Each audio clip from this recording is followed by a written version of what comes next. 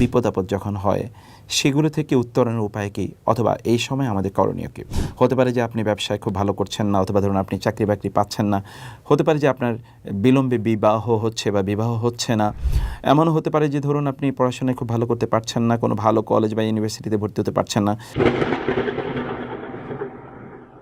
আপনার পরিবারের ক্ষেত্রে আপনি খুব বিপদের মুখোমুখি হয়েছেন বা পরীক্ষার মুখোমুখি হয়েছেন, সন্তানরা তারা অবাধ্য হয়ে যাচ্ছে, আপনার স্ত্রী আপনার কথা শুনছে না, বা দিনদারির মধ্যে নাই তিনি, অথবা স্বামী দিনের মধ্যে নাই, এরকম হাজারো টেনশন থাকতেই পারে। এগুলো থেকে উত্তরণের উপায় কী, বা এই ক্ষেত্রে আমাদের করণীয়? আসসালামু আলাইকুম রহমতুল্লাহি ওয়া বারাকাতুহু। এমন কে আছে যার দুশ্চিন্তা নেই, অথবা যিনি বিপদে আপদে তিনি আপতিত হচ্ছেন না? এই বিপদ আপদ অথবা টেনশনের সময়, অ্যাংজাইটির সময় আমাদের করণীয় কী? আলহামদুলিল্লাহ ওয়াসসালাতু ওয়াসসালামু আলা রাসূলিল্লাহ ওয়া আলা আলিহি ওয়া সাহবিহি ওয়া মান ওয়ালা, আম্মা বা'দ। আল্লাহ সুবহানাহু ওয়া তাআলা ইউসুফ আলাইহিস সালাতু ওয়াসসালামের পিতার ব্যাপারে বলেছেন, ওয়া বিয়াদ্দাত আইনাহু মিনাল হুজনি ওয়া হুয়া কাযীম, যে তার টেনশনের কারণে, পেরেশানির কারণে, অ্যাংজাইটির কারণে তার চোখ সাদা হয়ে গিয়েছিল। চোখ সাদা হয়ে যাওয়া মানে তিনি অন্ধ হয়ে গিয়েছেন, এবং তিনি ছিলেন বিক্ষুব্ধ এই জন্যে যে তার সন্তানকে তিনি হারিয়েছেন, অর্থাৎ তার সন্তান ইউসুফ আলাইহিস সালামকে তার ভাইয়েরা হত্যা করেছে বলে তিনি ধারণা করেছিলেন। আবার আমরা যদি দেখতে পাই অন্যান্য ক্ষেত্রেও, আমরা রাসূলুল্লাহ সাল্লাল্লাহু আলাইহি ওয়াসাল্লামের জীবনে এরকম আমুল হুজন, অর্থাৎ একটি দুঃখের বছর অথবা একটি কষ্টের বছর ছিল, এটি পরীক্ষার বছর ছিল, এবং সেটি তার জন্য একটি অ্যাংজাইটির বছরও ছিল। কারণ সেই বছরে তার স্ত্রী মারা গিয়েছেন, তার প্রিয়তমা স্ত্রী, এবং মারা গিয়েছিলেন তার চাচা, যিনি ওয়ালের মতো করে তাকে প্রোটেকশন দিয়ে এবং তাকে তার পক্ষে প্রতিরোধ তৈরি করে গিয়েছিলেন। এভাবে আমরা মানুষের জীবনে দেখতে পাই তারা বিভিন্নভাবে বিভিন্ন সমস্যায় অথবা বিভিন্ন পরীক্ষায় তারা অবতীর্ণ হন। যেমনিভাবে ইব্রাহিম আলাইহিস সালামকে আল্লাহ তাআলা পরীক্ষা করেছেন, ওয়া ইয ইবতালা ইব্রাহিমা রাব্বুহু বিকালিমাতিন ফাআতাম্মাহুন্না। ইব্রাহিম আলাইহিস সালামকে তাঁর রব পরীক্ষা করেছেন অনেকগুলো বাণী দিয়ে, অতঃপর তিনি সেগুলোকে পূর্ণ করেছেন। আল্লাহ তাআলা বলেছেন, ওয়ালা নাবলুওয়ান্নাকুম বিশাইইম মিনাল খাউফি ওয়াল জুই, আমি তোমাদেরকে অনেক কিছু দিয়ে পরীক্ষা করব, যেমন ক্ষুধা, যেমন ভয়, ইত্তকার। এবং আল্লাহ সুবহানাহু ওয়া তাআলা বলেছেন, ইন্না ফি যালিকা, এর মধ্যে রয়েছে লাবালাউন, বালা রয়েছে, ওয়া ফি যালিকা বালাউম মির রাব্বিকুম আযীম, এগুলোর মধ্যে ছিল তোমাদের রবের পক্ষ থেকে একটা বিশাল বড় পরীক্ষা। এমন অনেক বক্তব্য কিন্তু কোরআনে আছে। ফলে এই যে পরীক্ষা অথবা বিপদ আপদ যখন হয় সেগুলো থেকে উত্তরণের উপায় কী, অথবা এই সময় আমাদের করণীয় কী, এরকম কয়েকটি বিষয় বলবো। প্রথমত আমরা বলতে চাই যে পরীক্ষা কিন্তু, অথবা বিপদ বা অ্যাংজাইটির কথা আমরা বলছি, এটি কিন্তু মানুষের জীবনে বিভিন্ন ক্ষেত্রে আসে। কখনো কখনো আপনার নিজের ব্যাপারে আসতে পারে, যেমন ধরুন আপনি কখনো কোনো বিপদে পড়েছেন বা আপনার শরীর অসুস্থ হয়ে পড়েছে। হতে পারে যে আপনি ব্যবসায় খুব ভালো করছেন না, অথবা ধরুন আপনি চাকরি বাকরি পাচ্ছেন না। হতে পারে যে আপনার বিলম্বে বিবাহ হচ্ছে বা বিবাহ হচ্ছে না। এমনও হতে পারে যে ধরুন আপনি পড়াশোনায় খুব ভালো করতে পারছেন না, কোনো ভালো কলেজ বা ইউনিভার্সিটিতে ভর্তি হতে পারছেন না, কোনো ভালো মাদ্রাসায় ভর্তি হতে পারছেন না। বিদেশে আপনি হয়তো বা বড় শিক্ষক হওয়ার জন্যে, অথবা বড় কোনো বিদ্যালয়ে পড়তে যেতে চাচ্ছেন, যেন আপনি অনেক বড় দাঁড়ি হতে চান। ইত্যাকার অনেক কিছুতে কিন্তু আপনি পিছিয়ে যাচ্ছেন বা আপনি কাঙ্ক্ষিত জিনিসটি পাচ্ছেন না। আবার হতে পারে যে আপনার পরিবারের ক্ষেত্রে আপনি খুব বিপদের মুখোমুখি হয়েছেন বা পরীক্ষার মুখোমুখি হয়েছেন, এভাবে যে আপনার পিতামাতা অথবা আপনার স্ত্রী বা সন্তান তারা অসুস্থ, বা স্বামী অসুস্থ হতে পারে, অথবা ধরুন আপনার পরিবারের কেউ কথা শুনছে না, যেমন সন্তানরা তারা অবাধ্য হয়ে যাচ্ছে। হতে পারে এমনও যে আপনার স্ত্রী আপনার কথা শুনছে না, বা দিনদারির মধ্যে নাই তিনি, অথবা স্বামী দিনের মধ্যে নাই, এরকম অনেক কিছু হতে পারে, তাই না? আপনার ব্যবসা বাণিজ্য, সেগুলোতে ধরুন আপনি হয়তো বা ভালো করতে পারছেন না, কেউ হয়তো বা আপনার ক্ষতি করার জন্য আপ্রাণ চেষ্টা করে যাচ্ছে, আপনি বুঝতে পারছেন। এরকম হাজারো টেনশন থাকতেই পারে। এই যে টেনশন আছে অথবা অ্যাংজাইটি আছে, অথবা আপনি যেগুলোকে বিপদ মনে করছেন, এগুলো থেকে উত্তরণের উপায় কী, বা এই ক্ষেত্রে আমাদের করণীয় কী, সেরকম কয়েকটি বিষয় আপনাদের সাথে আমরা আলোচনা করতে চাই। প্রথমত আমাদের জানা দরকার যে আল্লাহ সুবহানাহু ওয়া তাআলা এর পক্ষ থেকে এই পরীক্ষাগুলো আসে, অতএব আমরা যেন মহান আল্লাহ সুবহানাহু ওয়া তাআলা এর পরীক্ষার ক্ষেত্রে যেন আমরা সন্তুষ্ট থাকি, আমরা যেন এতটুকু নিশ্চিত করে বিশ্বাস করি যে এটি আল্লাহ সুবহানাহু ওয়া তাআলার পক্ষ থেকে এসেছে। অতএব আল্লাহ সুবহানাহু ওয়া তাআলা এটি আমাদের জন্য তিনি সিদ্ধান্ত নিয়েছেন। যেমনিভাবে সালাফরা তারা মনে করতেন যে তাদের প্রত্যাশা অনুসারে কোনো জিনিস যদি না ঘটতো, তখন তারা 10 গুণ বেশি খুশি হতেন, এই জন্য যে তার প্রত্যাশা অনুসারে হয়নি, বা তার সিদ্ধান্ত অনুসারে হয়নি, তার পরিকল্পনা অনুসারে হয়নি, কিন্তু আল্লাহর প্ল্যান অনুসারে হয়েছে। আর আল্লাহর প্ল্যান তো ব্যক্তির প্ল্যানের চেয়ে অনেক অনেক উত্তম, সেই জিনিসটি তারা ভেবে নিতেন। আমাদেরও মনে হচ্ছে এরকম একটি বিষয় মেনে নেওয়া দরকার। ইবনুল কাইয়্যিম রাহিমাহুল্লাহ তিনি তার মাদারিজ সালিকিন গ্রন্থে এই কথাটি উল্লেখ করেছেন। 2 নম্বর যে বিষয়টি তা হচ্ছে যে আল্লাহ সুবহানাহু ওয়া তাআলা যিনি আপনাকে পরীক্ষা করছেন তিনি কিন্তু আরহামুর রাহিমিন, আহকামুল হাকিমিন। তিনি আপনার চেয়েও আপনাকে অনেক বেশি ভালোবাসেন, তিনি আপনার চেয়েও আপনার কল্যাণ অনেক বেশি কামনা করেন এবং তিনি উত্তম সর্বোত্তম বিচারক। আপনি যদি কোনটি কল্যাণ করে তিনি সেটি জানেন। ফলে আপনার আপন পিতামাতা তার চেয়েও তিনি কিন্তু অনেক বেশি আপনাকে ভালোবাসেন, অনেক বেশি রহম করেন। সেই বিশ্বাস নিয়ে আপনাকে এই যে বিপদ অথবা যদি কোনো পরীক্ষার মুখোমুখি হন তাহলে সেটিকে আপনাকে ধরে নিতে হবে। 3 নম্বর যে বিষয়টি তা হচ্ছে যে আপনাকে মনে রাখতে হবে যে এটি আল্লাহ সুবহানাহু ওয়া তাআলার পক্ষ থেকে একটা মেডিকেশন, একটা দাওয়া, যেই দাওয়াটি আপনাকে আল্লাহর কাছাকাছি নিয়ে যাবে। কারণ কি জানেন, কখনো কখনো আমরা মহান আল্লাহ তাআলাকে ভুলে যাই, তখন আল্লাহ সুবহানাহু ওয়া তাআলা ঝাঁকুনি দিয়ে অথবা কোনো একটা বিপদের মধ্যে ফেলে কোনো একটা পরীক্ষার মাধ্যমে তিনি তার কাছাকাছি আমাদেরকে নিয়ে যান। এই জন্যে কখনো কখনো আমরা আল্লাহকে যখন ভুলে যাই, যেটি আমাদের জন্য ভয়াবহভাবে একটি ক্ষতিকর একটি পথ। যেমন ধরুন আপনি একটি ভুল পথে যাচ্ছেন, কেউ আপনাকে একটা হেঁচড়া টান দিয়ে সেখান থেকে নিয়ে এসেছে। কেন নিয়ে এসেছে? কারণ আপনি অন্যথায় বিপদের মুখে যাবেন। আপনার সন্তান হতে পারে আগুন স্পর্শ করতে যাচ্ছিল অথবা ধরুন কোনো ধারালো কোনো অস্ত্র ধরতে যাচ্ছিল, আপনি তখন তাকে একটা হেঁচকি টান দিয়ে সেখান থেকে নিয়ে এসেছেন। কেন? কারণ সে তো জানে না, তাকে রক্ষা করার জন্য আপনি এটি করেছেন। আল্লাহ সুবহানাহু ওয়া তাআলাও কখনো কখনো আপনাকে বা আমাকে পরীক্ষা বা বিপদে ফেলেন, এটি আমাদের জন্য কল্যাণকর এবং এটি আমাদের জন্য মেডিকেশন বা এটি আমাদের জন্য রোগ মুক্তির মতো করে কাজ করবে। আমাদেরকে জানতে হবে যে এগুলো আমাদেরকে ধ্বংস করে দেওয়ার জন্য আসেনি, বরং আমাদেরকে পরীক্ষা করার জন্য এসেছে আমরা কতটুকু ধৈর্যশীল। আল্লাহ সুবহানাহু ওয়া তাআলা আমাদের ধৈর্য পরীক্ষা করেন এবং ইন্নামা সবরু সবর, ইন্নামা জাযাউস সবরি সবর, বা ধৈর্যের যে ফলাফল, সে ফলাফল তো আপনি জান্নাত হিসেবে ইনশাআল্লাহ পাবেন। ইন্নামা ইউওয়াফাস সাবিরুনা আজরাহুম বিগাইরি হিসাব। আল্লাহ তাআলা ধৈর্যশীলদেরকে তাদেরকে সর্বোত্তম প্রতিদান প্রদান করবেন বেগাইরি হিসাব, অর্থাৎ কোনো ধরনের হিসাব নিকাশ ছাড়াই তাদেরকে আল্লাহ তাআলা তাদের প্রতিদান পরিপূর্ণভাবে প্রদান করবেন। সেজন্য এই বিশ্বাসটি আমাদেরকে অবশ্যই অবশ্যই রাখতে হবে। আল্লাহ তাআলা আপনাকে পরীক্ষার জন্য নির্বাচন করেছেন, এটি তো অনেক অনেক বড় বিষয়। এই জন্যে আপনাকে সন্তুষ্ট চিত্তে এটিকে ধারণ করতে হবে। পঞ্চম যে বিষয়টি বলতে চাই তাহলে যে আল্লাহ সুবহানাহু ওয়া তাআলা আপনাকে তিনি প্রশিক্ষণ দিয়ে এভাবে যোগ্য করে নিতে চান যে আপনি সকল অবস্থায় আপনার রবের প্রতি আপনি সন্তুষ্ট এবং সকল অবস্থায় আপনার রবের প্রতি আপনি আনুগত্যশীল। কারণ একদল লোক তারা কেবলমাত্র ভালো অবস্থায় আল্লাহ তাআলার ইবাদত করে, আরেকদল লোক কেবল খারাপ অবস্থায় আল্লাহকে ডাকে। আপনি যেন ভালো অবস্থায় ফিদ-দররাই ওয়াস-সাররাই, সকল ভালো অবস্থায় এবং সকল মন্দ অবস্থায় যেন আপনি আল্লাহকে ডাকতে পারেন, সেই রকম একটি প্রশিক্ষণে আপনাকে অভ্যস্ত করে নেয়াই মহান আল্লাহ সুবহানাহু ওয়া তাআলার লক্ষ্য উদ্দেশ্য। সেজন্য আল্লাহ তাআলা এই বিপদ বা এই পরীক্ষা আপনাকে অবতীর্ণ করে থাকেন। ষষ্ঠ যে বিষয়টি আমাদেরকে জানতে হবে তা হচ্ছে যে মনে রাখতে হবে যে আল্লাহ তাআলার সবচেয়ে নিকটবর্তী যারা, তাদের পরীক্ষা অনেক অনেক বেশি হয়। রাসূলুল্লাহ সাল্লাল্লাহু আলাইহি ওয়াসাল্লাম বলেছেন, আশাদ্দুল বালাই আল আম্বিয়া উসুমাল আমসাল ফাল আমসাল। সবচেয়ে বেশি বিপদ হয় নবী রাসূলদের বা পরীক্ষা হয় নবী রাসূলদের, তারপরে যারা আল্লাহ তাআলার সবচেয়ে বেশি নিকটবর্তী তাদের, তারপরে যারা আল্লাহর সবচেয়ে বেশি নিকটবর্তী তাদের। এবং তিনি বললেন, ইউবতালার রাজুলু আলা হাসবি দীনিহি, একজন ব্যক্তির দিনদারিতা যত বেশি তার পরীক্ষা তত বেশি। ফা ইন কানা ফি দীনিহি সলবান অথবা সলাবাতুন, তার দিনে যদি কাঠিন্য থাকে অর্থাৎ দিন যদি শক্তিশালী হয়, ইশতাদ্দা বালাহু, তখন তার পরীক্ষা বাড়ে। আর যদি তার দিনটি সেই রকম না হয় বরং দিনের মধ্যে রেক্কা আছে, তখন আল্লাহ সুবহানাহু ওয়া তাআলা তাকে তার আলা হাসবি দীনহি, তার দিনদারি অনুসারে আল্লাহ তাআলা পরীক্ষা করেন। তার মানে আপনার যদি পরীক্ষা বেশি হয় তাহলে you are most welcome and congratulations to you, কারণ আপনি আল্লাহ তাআলার সবচেয়ে নিকটবর্তী হয়ে গেছেন। রাসূলুল্লাহ সাল্লাল্লাহু আলাইহি ওয়াসাল্লাম আব্দুল্লাহ ইবনে মাসউদ রাদিয়াল্লাহু তিনি বলছেন, আমি রাসূলের কাছে গেলাম এবং তিনি অসুস্থ। আমি তাকে বলেন, ইয়া রাসূলুল্লাহ ইন্নাকা তুআকু ওয়াকান শাদীদা, আপনি তো প্রচুর কষ্ট পাচ্ছেন। রাসূলুল্লাহ সাল্লাল্লাহু আলাইহি ওয়াসাল্লাম বললেন, আজাল ইন্নী উআকু কামা ইউআকু রাজুলানি মিনকুম, হ্যাঁ তোমাদের দুজন অসুস্থ হলে যেমনিভাবে দুজন যতটুকু কষ্ট পায় আমি একা ততটুকু কষ্ট পাই। এটি হচ্ছে রাসূলুল্লাহ সাল্লাল্লাহু আলাইহি ওয়াসাল্লামের কথা। এবং ব্যক্তি যদি কখনো কোনো অসুস্থতায় পড়ে তাইলে এর মাধ্যমে আল্লাহ সুবহানাহু ওয়া তাআলা তার গুনাহগুলো মাফ করে দেন। সপ্তম যে বিষয়টিটা হচ্ছে যে আপনি নিশ্চয়ই কল্যাণের মধ্যে আছেন। আপনি যদি পরীক্ষার মুখোমুখি হন তাহলে নিশ্চিত থাকুন যে আপনি কল্যাণের মধ্যে আছেন। রাসূলুল্লাহ সাল্লাল্লাহু আলাইহি ওয়াসাল্লাম তিনি বলেছেন, আজাবান লি আমরিল মুমিন, একজন মুমিনের বিষয়টি খুবই অবাক করার মতো। কারণ তার যদি কখনো বিপদ ঘটে তাহলে সে ধৈর্য ধারণ করে, তার জন্য কল্যাণকর। তার যদি কখনো ভালো কিছু ঘটে তাহলে সে শুকর আদায় করে আল্লাহর জন্য, এরই তার জন্য কল্যাণকর। অতএব সর্বদাই সে কল্যাণের মধ্যে থাকে। আপনিও কিন্তু কল্যাণের মধ্যে থাকতে পারেন যদি আপনি কোনো বিপদ অথবা ধরুন আপনি কোনো পরীক্ষার মুখোমুখি হয়েছেন অথবা কোনো টেনশন আপনার মধ্যে আছে, আপনি কোনো অ্যাংজাইটির মধ্যে পড়ে গেছেন, অথবা ধরুন আপনার খুবই চারিদিকে যে পরিবেশ আপনি দেখতে পাচ্ছেন বা চারিদিকে আপনি যা কিছু দেখতে পাচ্ছেন সব কিছু কিন্তু আপনি মনে করছেন যে নেগেটিভ, এইরকম একটি অবস্থা ধৈর্য ধারণ করলে আপনার জন্য সেটি কল্যাণকর হবে ইনশাআল্লাহ। আর অষ্টম যে বিষয়টি তা হচ্ছে যে আমাদেরকে মনে রাখতে হবে যে এটি আমাদের যখন কোনো দুশ্চিন্তা হয় অথবা আমাদের অন্তরে যখন কোনো টেনশন তৈরি হয়, যখন আমরা খুবই বিভিন্নভাবে আমরা পরীক্ষার মুখোমুখি হই অথবা বিপদে আমরা আপতিত হই, তখন এর মাধ্যমে আল্লাহ সুবহানাহু ওয়া তাআলা আমাদের বিভিন্ন ধরনের সমস্যা দূর করে দেন।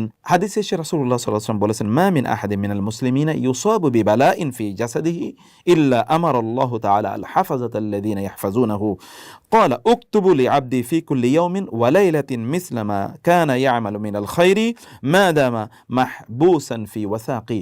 অর্থাৎ আমার কোনো বান্দা, কোনো মুমিন বান্দা, সে যদি কোনো বিপদে পড়ে, তখন আল্লাহ বলছেন যে তখন তিনি তার ফেরেশতাদেরকে, যারা তাকে সংরক্ষণ করেন, রক্ষা করেন, তাদেরকে তিনি পাঠান এবং বলেন, আমার এই বান্দার জন্যে দিন এবং রাতে লিখে দাও, সে ভালো অবস্থায় যে সকল আমলগুলো করতো সে আমলের মতো সওয়াব তার মধ্যে তার জন্য লিখে দাও, তার আমল নামায় লিখে দাও। দেখুন, আপনি যদি কখনও কোনো রোগাগ্রস্ত হন অথবা কোনো বিপদে পড়েন এবং আপনি সে কারণে ঠিকমতো আপনি ইবাদত করতে পারছেন না, তাহলে আপনি সুস্থ অবস্থায় যে ইবাদত করতেন ঠিক সেই রকম ইবাদত আপনার আমল নামায় লেখা হয়ে থাকবে, অথচ আপনি কিন্তু ইবাদত করছেন না। অথবা এটি আপনার জন্য অকল্যাণকর না, এটিও আপনার জন্য কল্যাণকর, এবং সেই জন্য আপনাকে অবশ্যই আনন্দিত হওয়া দরকার।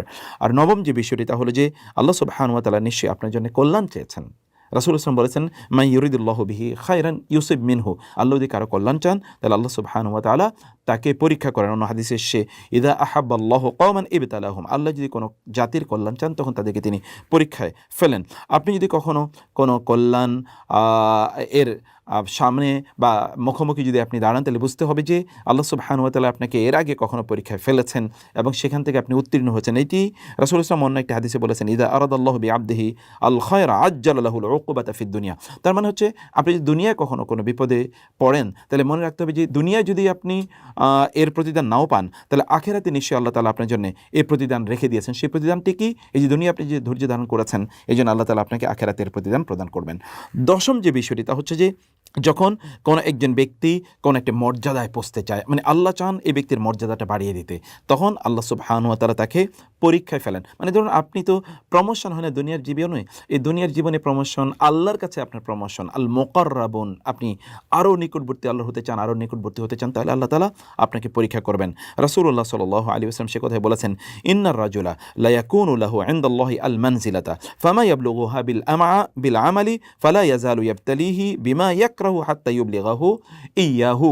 কোনো একজন ব্যক্তি কোনো একটা মর্যাদায় পৌঁছার কথা, কিন্তু তার আমলের মাধ্যমে সেই মর্যাদায় পৌঁছতে পারছে না, ফলে আল্লাহ সুবহানাহু ওয়া তাআলা তাকে পরীক্ষা ফেলেন এবং পরীক্ষা ফেলার মাধ্যমে আল্লাহ তাআলা তাকে সেই মর্যাদা নিয়ে যান। ফলে আপনি কিন্তু পরীক্ষায় অবতীর্ণ হয়ে অথবা ধরুন বিভিন্ন বিপদ আপদের মুখোমুখি হয়ে আপনি বিভিন্ন সমস্যায় পড়ে আপনি কিন্তু আল্লাহর আরও নিকটবর্তী, আরও প্রিয়ভাজন হয়ে যেতে পারেন। কেবল আপনাকে কী করতে হবে? ধৈর্য ধারণ করতে হবে, শুকর আদায় করতে হবে, আল্লাহর কাছে প্রার্থনা করতে হবে।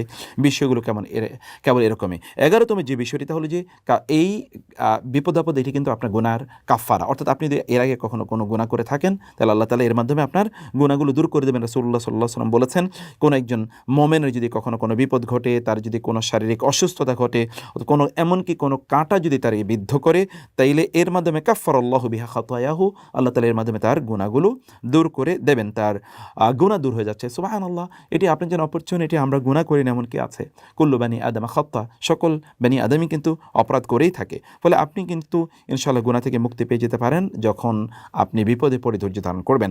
12তম যে বিষয়টি, তা হচ্ছে, হতে পারে যে এই যে আপনি যে বিপদের মুখোমুখি হয়েছেন বা পরীক্ষার মুখোমুখি হয়েছেন অথবা আপনি যে সমস্যার মুখোমুখি হয়েছেন, এর মাধ্যমে আল্লাহ তাআলা আপনাকে বড় একটি বিপদ থেকে বাঁচিয়ে দিচ্ছেন। অর্থাৎ এরপরে আরও একটা বড় বিপদ হওয়ার কথা ছিল, আপনি কেবল যদি ধৈর্য ধারণ করেন, তাহলে এর মাধ্যমে আল্লাহ সুবহানাহু ওয়া তাআলা বিশাল বড় একটি বিপদ থেকে আপনাকে রক্ষা করবেন।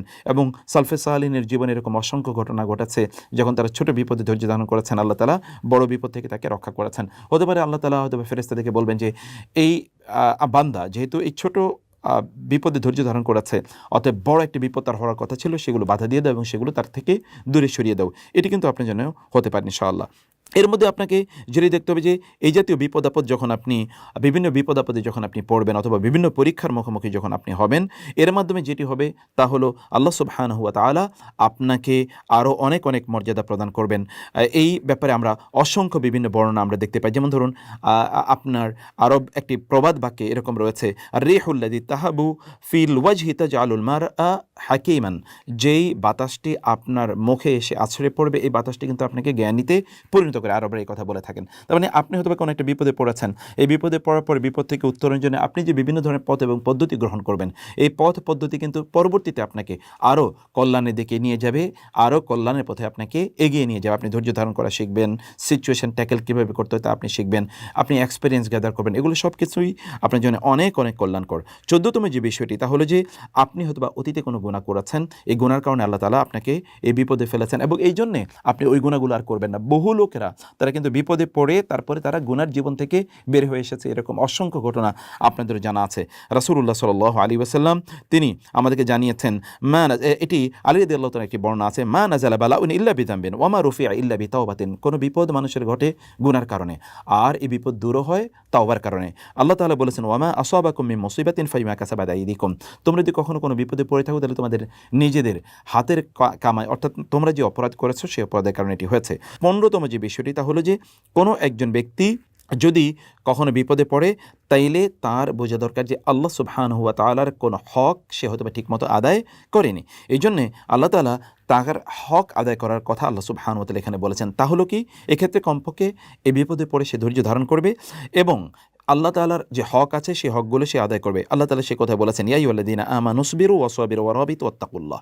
হে ঈমানদারগণ, তোমরা ধৈর্য ধারণ করো, অব্যাহতভাবে তোমরা ধৈর্য ধারণ করেই যাও এবং তোমরা আল্লাহর পথে তোমরা একজন সীমান্ত প্রহরীর মতো কাজ করে যাও এবং আল্লাহকে তোমরা ভয় পাও। অতএব আল্লাহর ভয় কিন্তু আমাদেরকে এই বিপদাপদ থেকে মুক্তি দিয়ে দিতে পারে ইনশাআল্লাহ। 16তম যে বিষয়টি তা হলো একজন ব্যক্তির জন্য এটা উচিত, আই আলামা আন্না হাযিহিল বালিয়া ওয়াল মুসিবা ওয়াকিআতুন ওয়া লা বুদ্দা ফাহিয়া মুকদ্দারাতুন সাবিতাতুন লা বুদ্দা মিন আন তাহিল্লা বিদারিহি। একজন ব্যক্তির এটি জানা দরকার, যেই বিপদটি তার হওয়া দরকার, তার হওয়ার কথা ছিল, সে বিপদটি তার হচ্ছে। অতএব এটিকে কোনো অবস্থায় সে প্রত্যাখ্যান করতে পারতো না, এটিকে কোনো অবস্থায় সে বাধা দিয়ে রাখতে পারতো না। ফলে এর মাধ্যমে সে কী করবে, সে ধৈর্য ধারণ করবে এবং এই আল্লাহ সুবহানাহু ওয়া তাআলার তাকদীরের উপর বিশ্বাস স্থাপন করে সে তার ঈমানকে আরও বাড়িয়ে নেয়ার একটি সুযোগ তার জন্য তৈরি হয়েছে। যেটা আমরা জানি, রাসূলুল্লাহ সাল্লাল্লাহু আলাইহি ওয়াসাল্লাম তিনি বলেন, আল্লাহ তাআলা প্রথম সৃষ্টি করেছেন কলম, অতঃপর কলমকে বললেন লেখো। কলম বলল, কী লিখবো? তখন তিনি বলেন, উকতুব মাকাদিরা কুল্লি শাইইন হাত্তা তাকুমা সাআ।